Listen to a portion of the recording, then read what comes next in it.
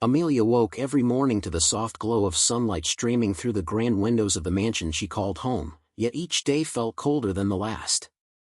From the outside, the world saw a picture-perfect life: Amelia, elegantly dressed and glowing with the radiance of her pregnancy, beside Charles, a strikingly handsome millionaire with a commanding presence and a winning smile.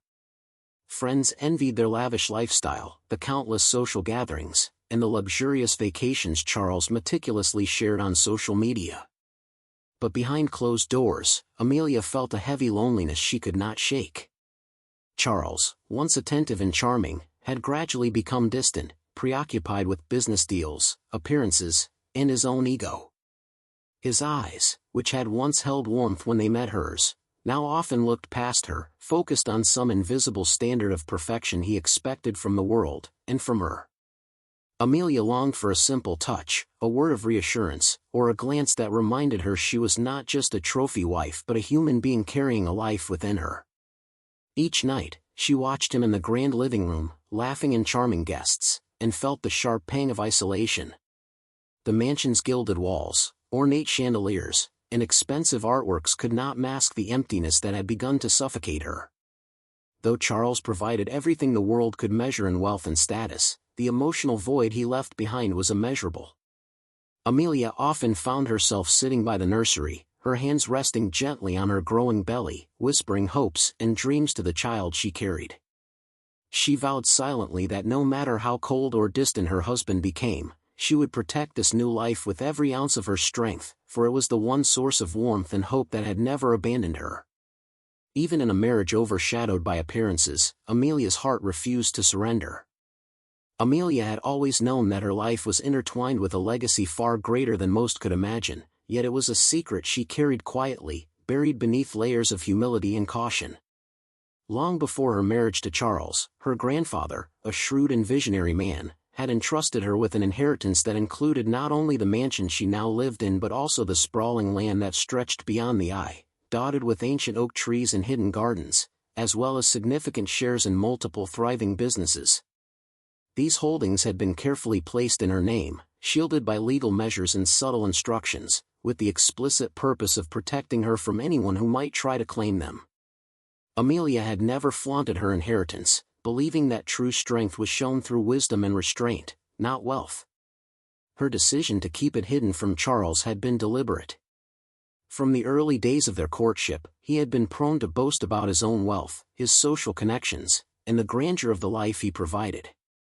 To Amelia, revealing the truth about her assets felt unnecessary and potentially dangerous. She feared that Charles's arrogance might turn into entitlement or even greed if he realized that she had the legal authority over everything he prided himself on. So, she smiled, nodded, and allowed him to believe he was the sole master of their lavish domain. And yet, the knowledge of her true power sat quietly in the back of her mind, a comforting yet burdensome awareness. She understood that her grandfather's careful planning had not only safeguarded the property and business empire but also ensured that Amelia would have the ability to protect herself and her future child, should the need ever arise. Even as she nurtured the life growing inside her, she clung to the silent reassurance that one day, when circumstances demanded it, she could reveal her secret and assert her rightful place.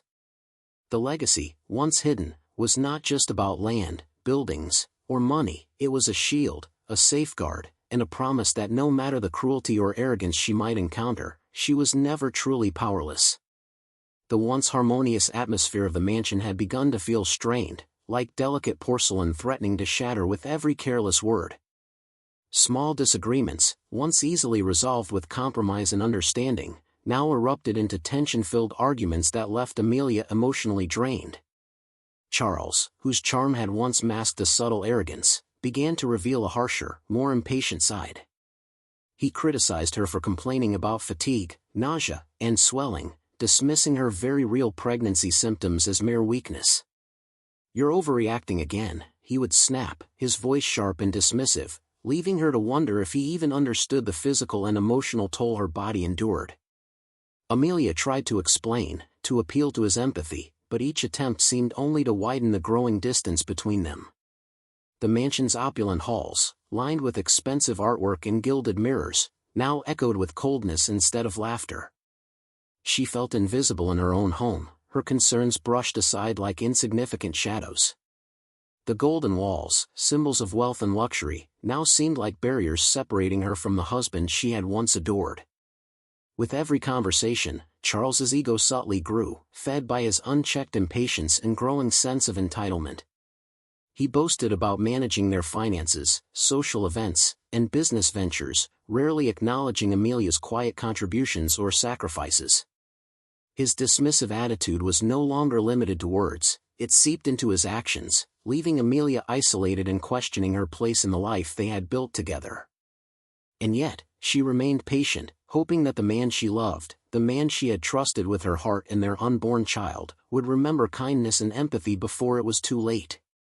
Each day, she clung to a fragile hope that the cracks behind the golden walls were not permanent, even as the first shadows of his arrogance began to darken the foundation of their marriage.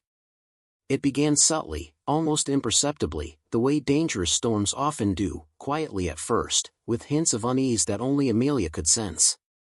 Fiona, Charles's new assistant, entered their lives under the guise of professionalism and efficiency. On the surface, she appeared polite, competent, and attentive, carrying herself with a confidence that commanded respect. But beneath that poised exterior lay a calculated charm aimed directly at Charles's insecurities and his ever-growing ego. At first, Amelia dismissed Fiona's presence as a minor distraction, believing that no mere assistant could threaten the foundation of her marriage. However, it quickly became evident that Fiona had a unique talent for flattery, always offering just the right words to make Charles feel admired and appreciated. She complimented his business acumen, praised his taste in everything from art to cars, and made him feel indispensable in a way Amelia no longer did, or perhaps never had. Each day, Fiona subtly positioned herself as the confidant Charles increasingly relied upon, encouraging his belief that he deserved someone more attentive, more aligned with his success than Amelia. He began to seek Fiona's opinion on matters that once belonged exclusively to Amelia, from decisions about the mansion's renovation to social events and business strategies. Her laughter became a balm to his wounded pride, her presence a soothing echo to the validation he had long sought but failed to find in Amelia's quiet support.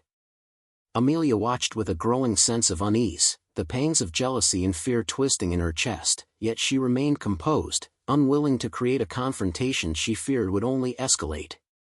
Still, the shift was undeniable. Fiona was slowly replacing her in Charles's heart and mind. The emotional intimacy he had once shared with Amelia was quietly being usurped, brick, by Fiona's carefully crafted charm. Amelia could feel the walls of her marriage trembling, the once strong bond between her and Charles weakening, and for the first time, she realized that the real battle for her family was not in the material world of money or property, but in the fragile realm of trust, loyalty, and the human heart. Amelia's days grew heavier with each passing week as the pregnancy advanced, her body carrying the weight of a life that depended entirely on her strength and resilience. Morning sickness lingered longer than she expected, her back ached, and the swelling in her feet made even the simplest tasks difficult. Yet, she continued to manage the household with meticulous care, ensuring everything appeared perfect for Charles and their social circle. She cooked elaborate meals, kept the mansion immaculate, and attended to every detail of their domestic life, all while enduring a pain that no one seemed to acknowledge. Charles, absorbed in his own world of business meetings and social appearances, dismissed her complaints as exaggerations. "You're being dramatic again," he would say, his voice sharp and impatient, leaving Amelia to shoulder the invisible burden of physical suffering alone. Despite his harsh words, she never allowed herself to collapse completely, maintaining a composed exterior in front of staff and guests. Yet, when she was alone, the walls of the mansion echoed with her silent cries.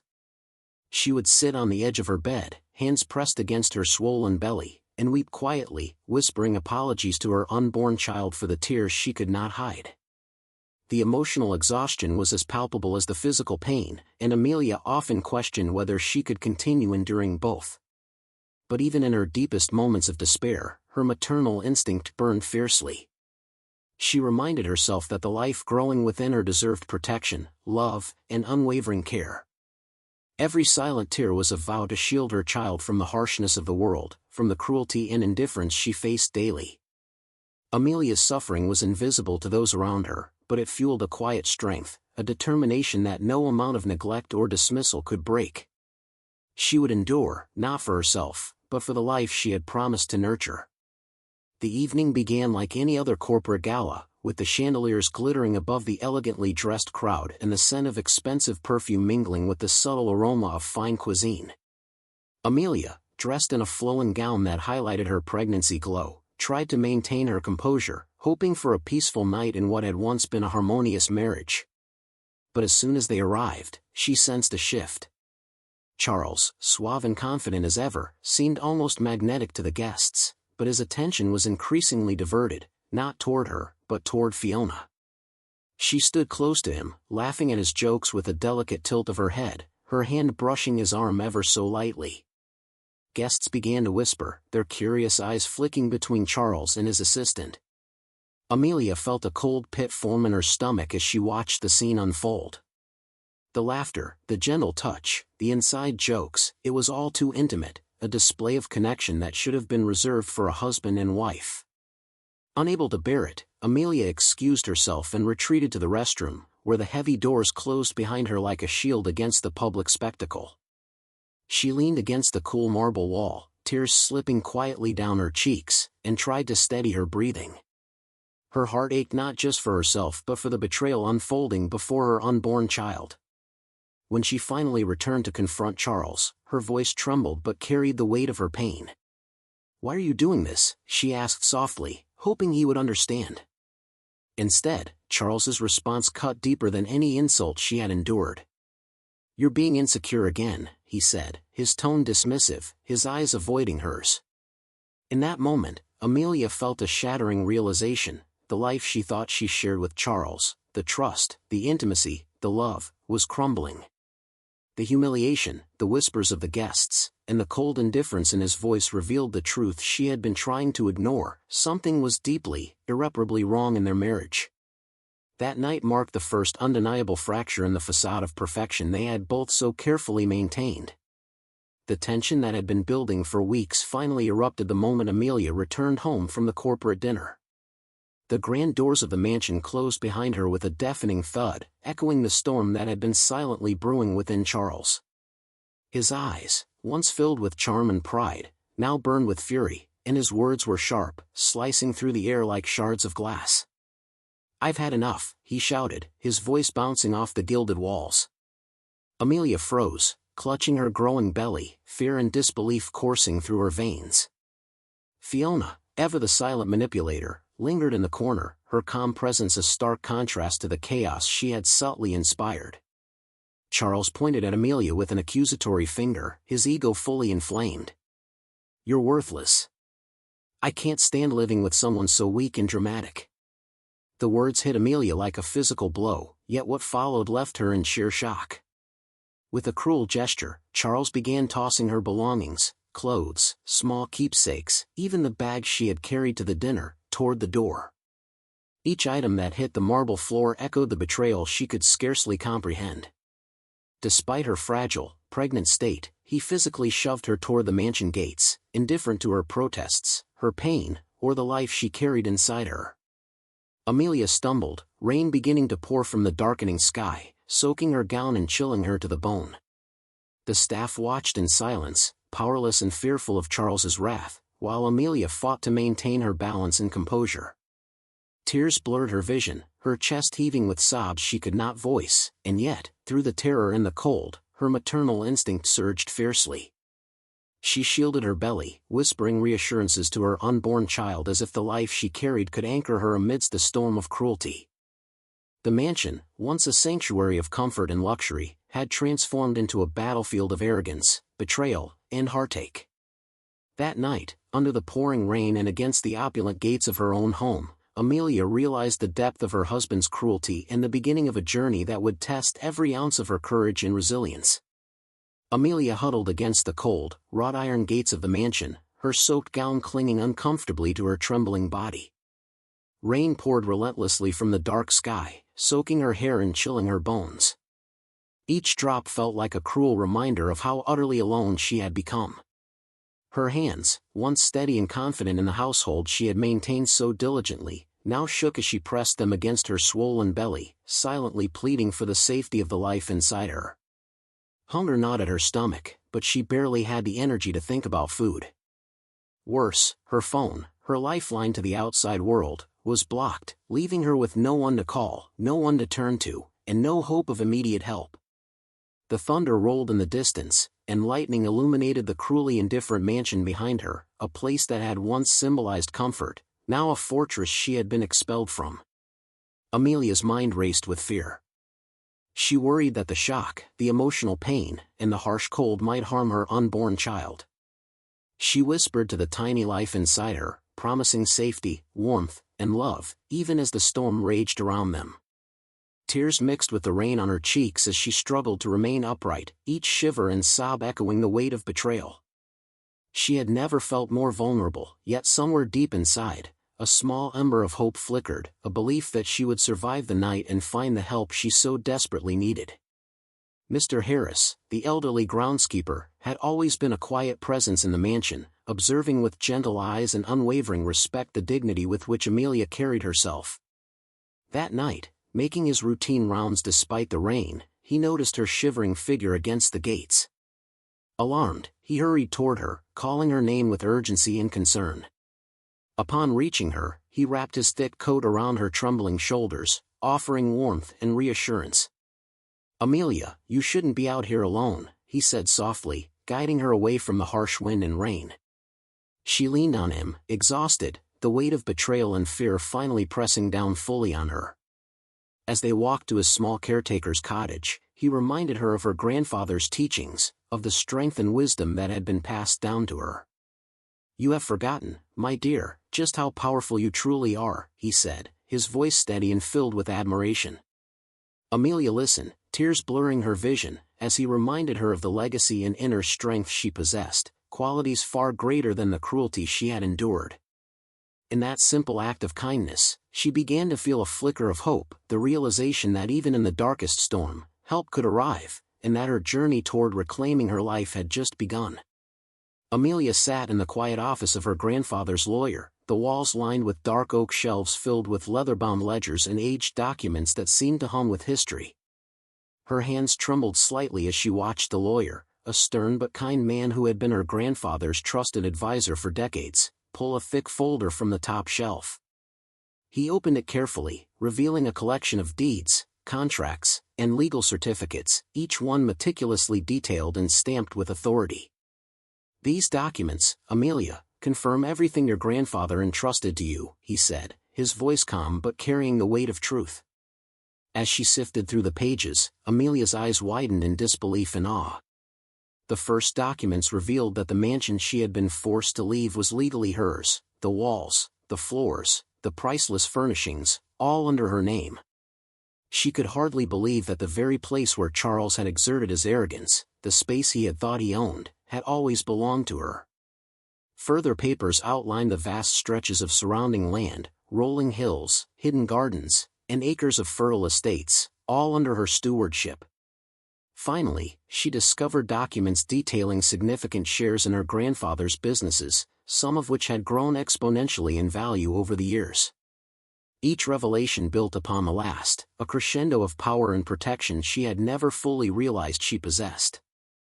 Amelia felt a mixture of shock, relief, and a quiet, burning satisfaction. The weight of helplessness she had carried for months began to lift, replaced with the steady warmth of authority and rightful control. Her grandfather had foreseen the trials she might face and had ensured she was never truly powerless. In that moment, Amelia realized that the life she had thought was controlled by Charles had been under her guardianship all along. With this knowledge, she could finally plan, strategize, and reclaim what was always hers, not through anger, but through wisdom and rightful authority. The storm of betrayal that had battered her life would now meet the quiet, unstoppable force of justice.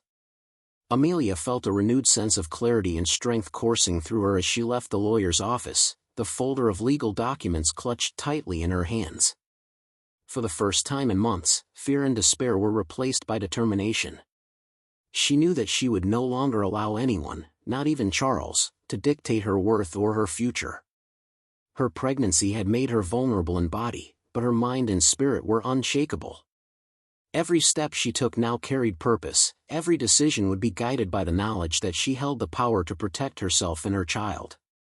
The mansion, the estates, and the business holdings were more than just property, they were her safety, her leverage, and a symbol of the life she was reclaiming. Amelia vowed silently to herself that she would never again suffer in silence. No more tears hidden in empty rooms, no more emotional neglect tolerated in the name of appearances. She would rise, carefully and deliberately, not out of revenge, but out of the necessity to safeguard the future she deserved.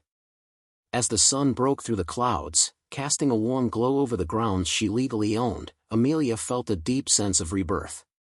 Her journey was far from over, but now, armed with the certainty of her inheritance and the resilience of her spirit, she was ready to face the challenges ahead and reclaim her rightful place, not only for herself but for the life she carried within her. Charles lounged in the opulent study of the mansion, swirling a glass of aged wine in his hand, his chest puffed with misplaced pride. Fiona stood beside him, her smile a mix of admiration and calculation, as they discussed plans that neither realized were built entirely on illusion. "Once Amelia is out of the way," Charles said confidently, "I can finally expand the property, build the new wings, and redesign the gardens exactly how I've always imagined. This mansion will be the pinnacle of my success." Fiona nodded eagerly, leaning closer to him as though she were a co-conspirator in a grand scheme. "And after the divorce, you'll finally be free," she said, her voice low and seductive. "We'll create the life we deserve, luxury, influence, and complete control." The two of them toasted to this imagined future, blissfully unaware of the truth that Amelia had quietly uncovered. Charles's arrogance had blinded him to the reality that every inch of the mansion, every sprawling acre of land, and even the wealth he bragged about controlling were legally hers.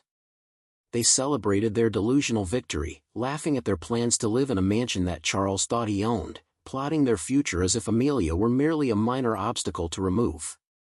Each idea they shared only deepened the dramatic irony of the situation, for while Charles flaunted dominance, Amelia's quiet knowledge of her inheritance had already begun to tip the scales. In their self-assured chatter, they could not see the storm looming on the horizon, a storm that would dismantle their arrogance, crush their illusions, and reveal the depth of Charles's miscalculation. That night, in the golden light of chandeliers and false triumph, Charles and Fiona were unaware that their celebration was not of conquest, but of the final moments before inevitable defeat. Amelia's lawyer moved quickly, methodically, ensuring that every legal procedure was flawless and indisputable. Within days, a formal notice was delivered to Charles, stating that he must vacate the mansion he had arrogantly called his own within 48 hours. When the document arrived, Charles initially laughed, convinced it was a prank or a bureaucratic mistake. He read the words again, brow furrowing in confusion and disbelief. "This can't be real," he muttered, flipping through the pages that meticulously outlined his eviction. Panic crept in as he realized the documents were legitimate, each stamp and signature irrefutable. His mind raced, struggling to reconcile the audacity of the law with the reality he had ignored for so long. Fiona, sensing his growing desperation, tried to maintain composure, but even she could see the gravity of the situation. Charles's attempts to argue and manipulate were futile, the legal truth was unyielding. He did not own a single inch of the property, nor a share of the estate or businesses he had so confidently claimed. Amelia, the woman he had dismissed, mocked, and betrayed, had all authority in her hands.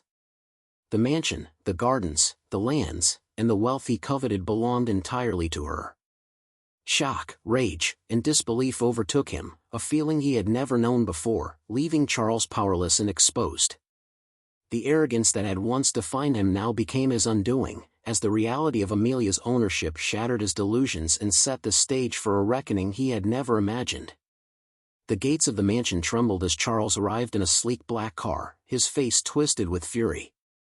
Rain slicked his hair and soaked his tailored suit, but he barely noticed, consumed by the storm inside him. He slammed the car door and marched toward the grand entrance, shouting at the security guards who stood firm, unyielding in their duty. "Open the gates! I live here! I own this place!" His voice echoed through the estate, raw and desperate. The guards exchanged wary glances but did not budge, knowing they were legally bound to obey the rightful owner. At that moment, Amelia stepped forward from the doorway, her posture composed, her eyes calm yet filled with unwavering authority. The rain clung to her gown, but she did not flinch. Instead, she allowed her presence to speak volumes. "Charles," she said, her voice steady, cutting through his shouting, "you threw the owner of this mansion out. And now, the owner is asking you to leave." Shock and disbelief flickered across his face. He stumbled over words, trying to argue, to plead, to twist reality back in his favor. "Amelia, please. I didn't know. I didn't mean." His excuses fell flat, swallowed by the truth that had finally surfaced. She shook her head, unmoved. "No, Charles. You had every opportunity to respect me and the life growing inside me. You chose cruelty and arrogance instead." He fell to his knees, begging, desperation etched into every line of his face, but Amelia's resolve did not waver. She had endured humiliation, betrayal, and emotional violence, yet now she stood as a figure of strength. The security guards, acting on her orders, prevented him from entering. Charles realized, finally, that no amount of shouting, pleading, or manipulation could reverse the reality he had ignored. Amelia, calm and composed, guided him toward the gates, the one who had been powerless for so long now fully in control, a quiet victory glowing in the rain-soaked night. Amelia walked through the halls of her mansion with a sense of peace and accomplishment that she had never known. Every room reflected not just wealth, but a life reclaimed, a victory over betrayal and cruelty. She prepared a loving nursery for her newborn, soft blankets and gentle toys surrounding the crib, each item a testament to the care and hope she poured into the life she now protected. Beyond her personal triumph, Amelia felt a responsibility to others who had suffered in silence. She donated significant portions of her inheritance to shelters for abused women and pregnant mothers, ensuring they could find safety and empowerment, much as she had. Outside the mansion, the world watched Charles's downfall unfold. News of his public humiliation spread, business partners distanced themselves, and social circles once eager to flatter him now whispered of his arrogance and loss. Meanwhile, Amelia moved freely through her estate, the golden light of chandeliers reflecting her calm confidence. She no longer lived in fear or subservience, she walked with her head held high, fully aware of her power and the justice she had earned. Holding her child close, she felt a profound sense of rebirth. The mansion, once a place of confinement and pain, had transformed into a sanctuary of love, safety, and new beginnings. Amelia's journey had been arduous, but through patience, resilience, and courage, she had emerged not only victorious but truly free.